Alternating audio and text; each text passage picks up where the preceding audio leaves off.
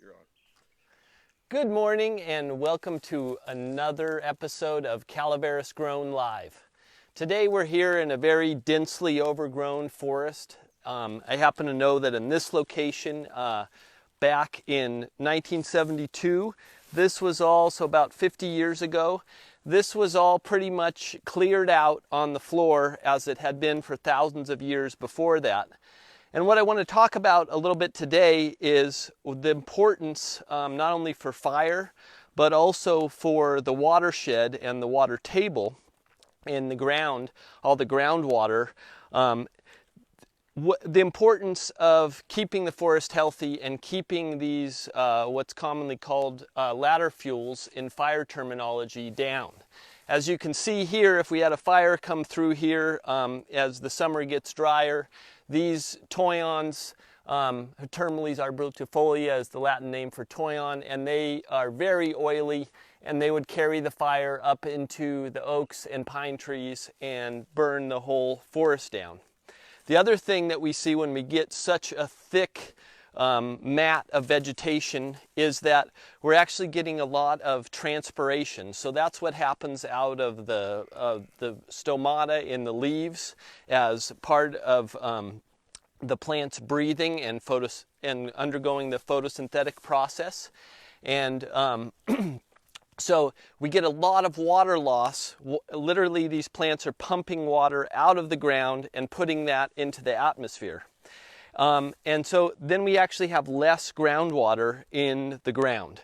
And that, of course, makes everything drier. That makes it so that the larger trees that really, would be in a healthy forest are not getting as much water as they should, so then they're more susceptible to fire when fire comes along. They're not as well hydrated. Our wells have to go deeper in order to find water, and there's really just not as much water in the system, and there's not as much water flowing downhill as it does all the time through the ground into, for example, Pardee Reservoir and on down to all the folks that need that water for industry and household in the Bay Area.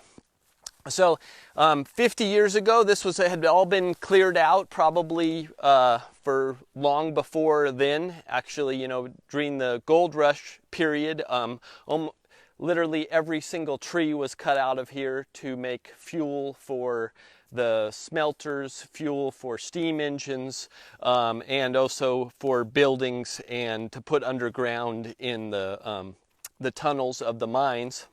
But everything was cut out. And then more recently, basically since the 60s and 70s, people aren't practicing as much animal agriculture around here, and so we're getting a lot more regrowth, overgrowth, which creates a serious fire hazard and is also pooling just way too much water, way more water than is available in the system out of the soil, and putting it up in the atmosphere. Which is kind of nice, keeps it a little cooler, but we really can't have that because we need to keep this water in the soil. About 90% of all the fresh water in the terrestrial system is actually in the soil. So when we look at rivers, lakes, and reservoirs, we're only actually thinking about 10% of the total water in the system.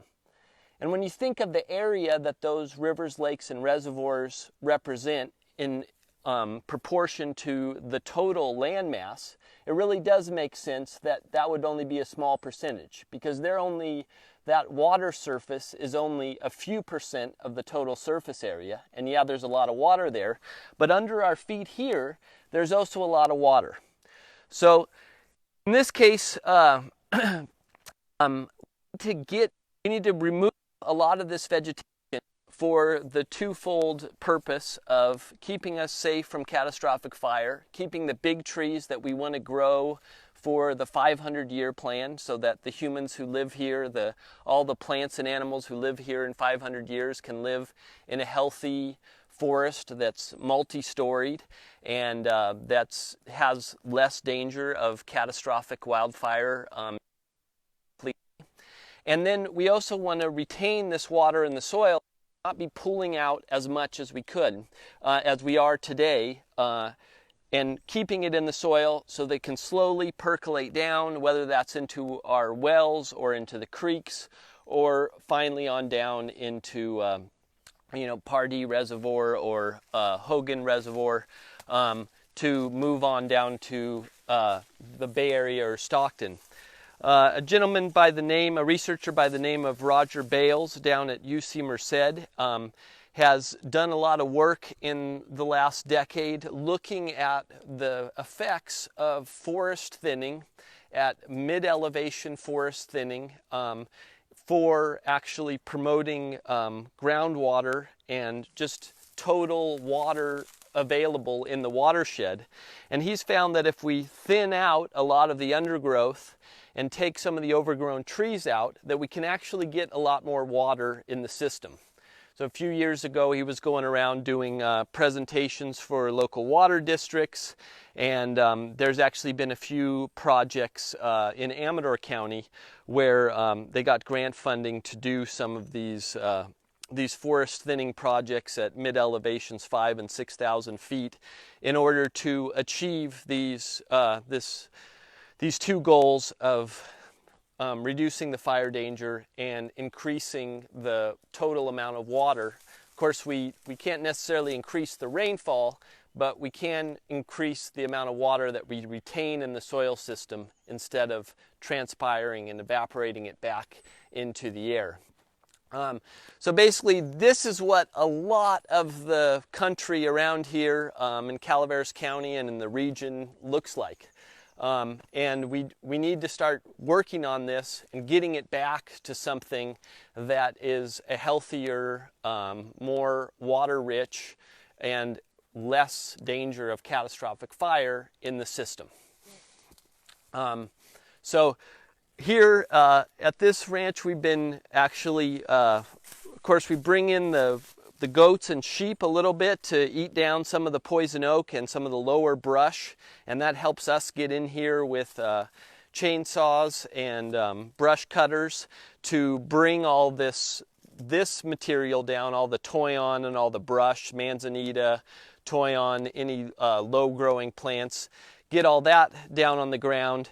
And at the best case scenario is we can just cut it down, and then on a day where we can do some controlled burning, do a prescribed burn, then we can just cut it and burn it right where it lies. Because it's an awful lot of work to move it even 10 feet, and often we're having to move it hundreds of feet in order to pile burn it. So yes, that's a good technique, but when we're talking about widespread acreages, we really need to have controlled burning, prescribed burning. Of course, it won't work. I wish that we could just all burn all this up without cutting it down on the ground, but we really do have to cut the brush, get it down on the ground so it'll burn up, and then burn it. And then after that, so right here behind Wade, we kind of see an area that's started to have been treated. Kind of on the edge of an area where we're doing some of these treatments. So basically we brought in the animals, we ate a lot of brush down, and then what I'm talking about, we came in and cut most of the brush down in this area, laid it down. In this area we actually did pile burning because it wasn't the proper conditions for doing a prescribed burn, and we didn't have a permit for that in this environment at the time, so we put it into piles and burned it. And then there's still a lot of trees here, and as you can see, it's still very shady, but we actually took out about 70% of the trees that were in this environment. And really more can even come out for what can grow for the 500-year plan. But as you can see, when the fire comes through here, and it will, there's not much to bring it up into, there's not much ladder fuel to bring the fire up into the canopy of the forest. And we also have a lot less vegetation that's transpiring and therefore pulling that excess water out of the ground where we need to keep it in order to keep the soil healthy, keep the downstream watershed healthy, keep the big trees healthy. So we need to keep that water in the soil by keeping some of this brush down. And then finally, we just move our flocks or herds of animals in and out of these areas in order to keep the brush down. Because as we can see, I mean, it comes back very rapidly.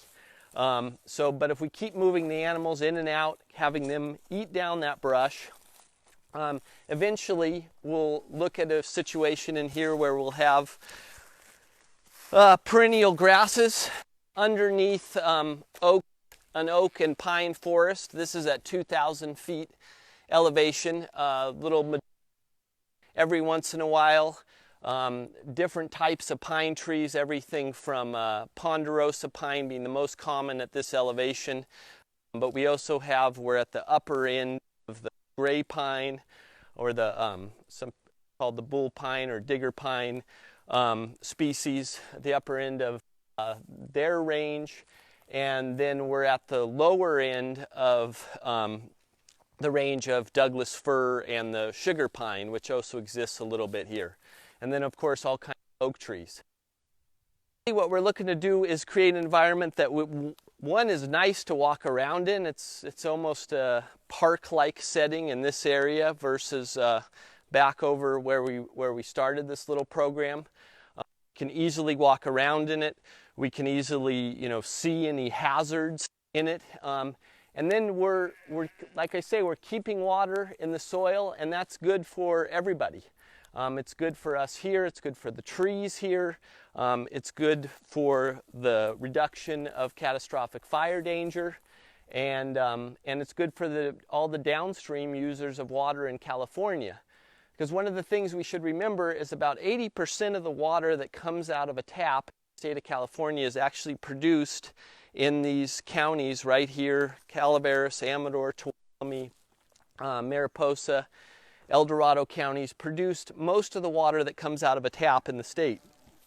And the salt from this region, and then just this watershed here, all the water that's in the soil under our feet here. So I don't want to bore you with too much repetition, but basically we need to do our best to get the brush down, keep it down, and then thin out a lot of the overgrown trees that are allowed to grow up, because basically we don't have these giant herds of ruminant animals, and we don't have the fire that existed before we Europeans came here. So we need to emulate those processes in order to create a healthy forest, which will then that can bring us a healthy watershed. Because once again, 90% of all of the fresh water in the terrestrial system is actually here in the soil underneath us. And just 10% of it is in those rivers and reservoirs. And I just want to make the point that a lot of researchers are also making, is that it really won't help us to make bigger dams, because it's just a small part of that freshwater system. What's really going to help us is to do widespread, mass-scale thinning of the forest and reduction of these ladder fuels, the brush that's on the surface. And that's where we can actually work with 90% of the water and retain a little bit more of it in the soil, which will eventually, of course, go down. Water flows downhill through the ground and into the rivers and reservoirs that feed the needs of downstream users.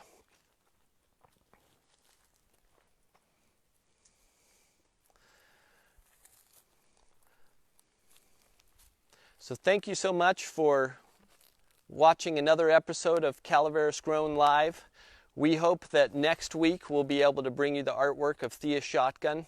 Wade and I's schedules combined with Thea's have had a little trouble meshing up to make it all work out, but we're going to make it happen. And yeah, if you have something that you'd like to show off and we can come out and show it off for you on Calaveras Grown, please let us know. Thanks for your attention, and have a wonderful day.